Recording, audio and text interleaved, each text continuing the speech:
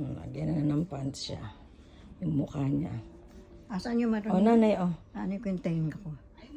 Bibigyan ko kayo ng Q-tips. Nalinis yun na, di ba? Ano, hindi, O kuha ka na yung dot sa Para mukha. saan?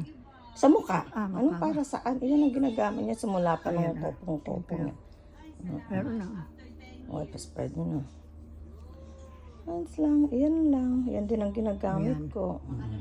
Oo, Ayan. mas, ang ganda pa nga yan eh.